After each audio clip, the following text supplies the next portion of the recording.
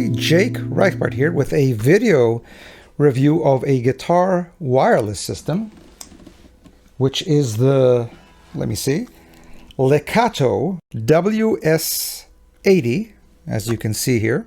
I'm a bit of an old-timer, and I never actually owned a wireless system myself, but I've used them plenty on rentals.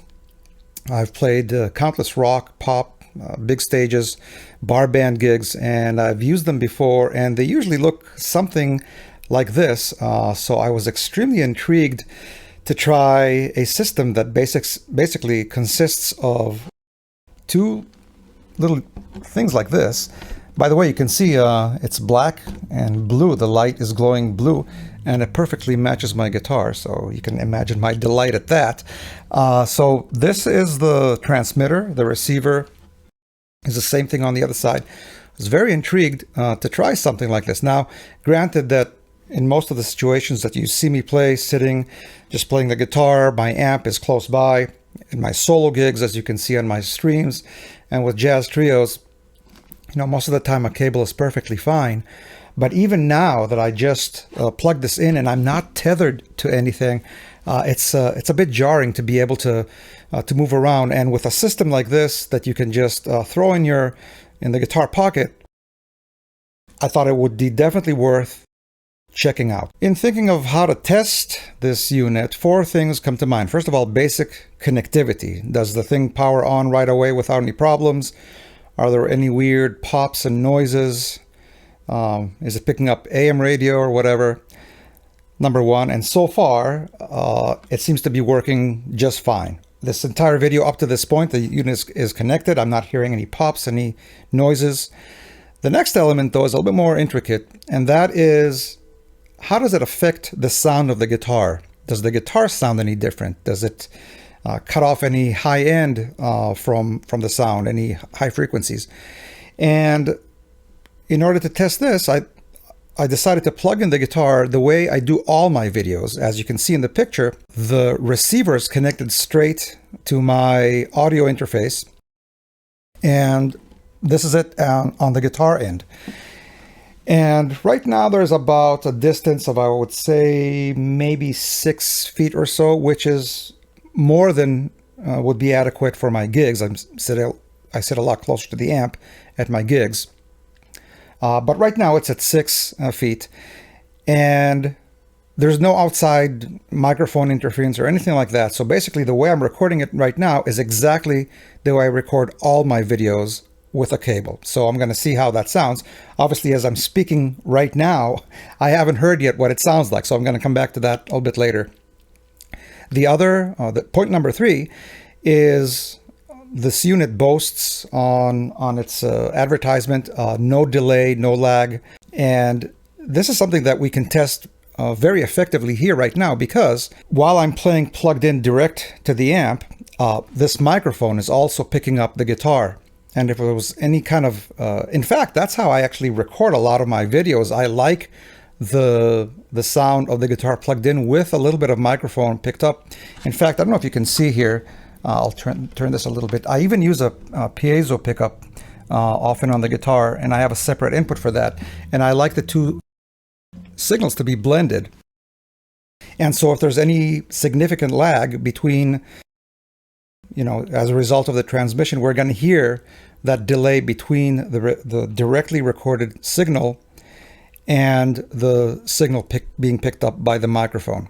The last element that's going to be a little bit complicated for me to do, but I'm going to try to figure out how to do it with some kind of a time-lapse video, is how long does this thing hold charge? I can certainly set the guitar down and go do some tasks, do other things, take care of some business, office work, like things like that, and leave it on and come back, let's say, every 30 minutes and play a few notes and see if it's still working.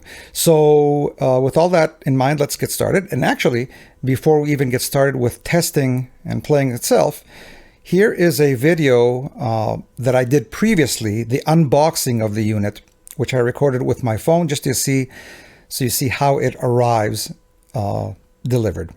So as you'll notice, the box is already open, and the only reason for that is that This box is kind of nondescript. We get a lot of packages in our household, and I had no way of knowing exactly what this was until I opened the package. The only other difference is there was some brown packing paper to make sure that this box inside doesn't float around. And otherwise, this is completely untouched. So I'm going to open this now and grab a knife. Okay. Sorry for the herky-jerky camera movements. And this is the package. WS-80 Lekato. Looks remarkably small from the picture. Let's see what's inside. Little foam cover here. Looks pretty professional. Apparently a little booklet. I will read through that later. Otherwise, a quite well and tightly packed package here with the two portions of this system. This is the receiver. I guess this folds out. Let's see. Yep, like this. And same thing for presumably the transmitter. It's hard to do with just one hand. All right, and presumably a charger. And that's it. There's some foam at the bottom as well. Pretty well packed, looks pretty professional. So far, so good. I just plugged them into the charger, and as you can see, they are lighting up with this beautiful heavenly golden glow. After unboxing, the first thing I did was to charge it up, and it came with this cable that on one end is a USB connector, and the other end is these charging. It has a split here. You know, I assume if you take care of this, it will be quite durable. Otherwise, I wouldn't pull on this too much, but so far it works fine. These two plugs, they plug in each to the two parts of this unit, the receiver and the transmitter. And it must have been already pretty well charged by the time I received it, because when I plugged it in, it lights up gold. And when it's full, when it's charged, the lights go out, and it only took about 20 minutes. So must have been plenty in there already. So let's start with a few sounds here and see what it sounds like.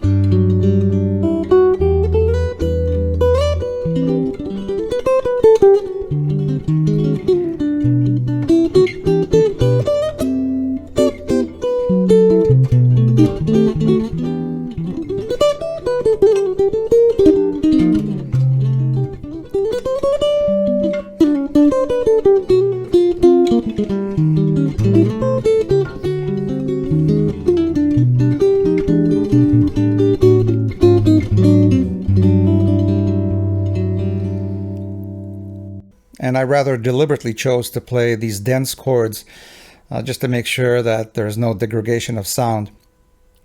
And so we'll see what that sounds like when this video is over.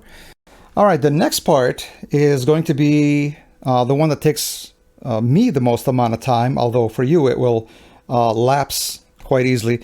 So here's the time right now. I lined up a clock, and it's 9:08. By the way, I started shooting this video with all the stops and starts. I started shooting this video at about 8. So altogether, this unit has been on already for a full hour. So nevertheless, we're going to see how long. I'm just going to leave it on and come back periodically. And I'm going to show you this thing so you can see what time it is.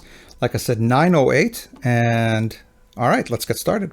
So back for the first check here. As you can see, the time is 9:38. So 30 minutes since last time. Unit is still showing lights on both ends, and we still have sound.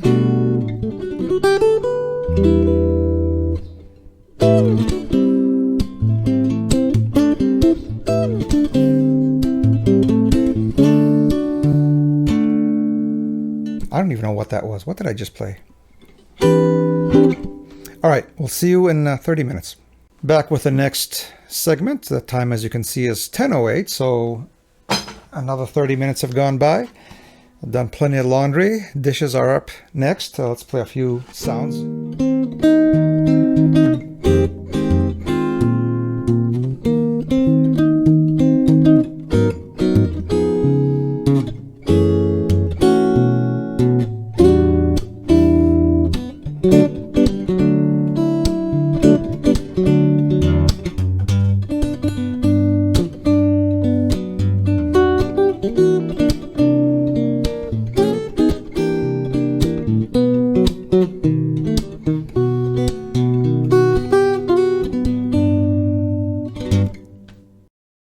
Back again.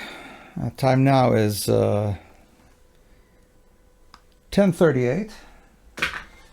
So altogether the unit has been on now for about 2.5 hours so far. From what I can see, it's still functioning.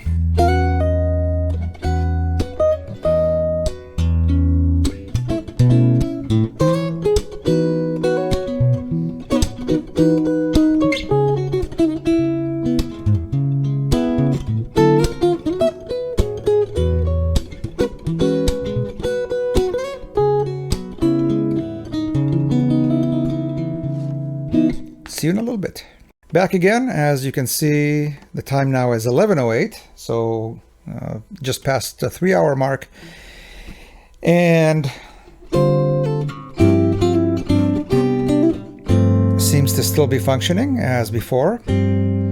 Probably the last segment I'm going to shoot, but out of curiosity, I'm going to let this leave the unit on and let the battery drain and check it once in a while. And in the comments below a little bit later, I'm going to report to you at what point has the battery completely drained. And just a couple of words about the nature of this review. There are a lot of things on the box. Let me get it here. A lot of specs and items that I really cannot test. I play guitar. I'm not expert on much of other things. The gigahertz don't mean much to me. 40K 16-bit sounds good. Dynamic range, the distance, not much, not very far that I can travel here inside my studio, probably 20 feet. Latency.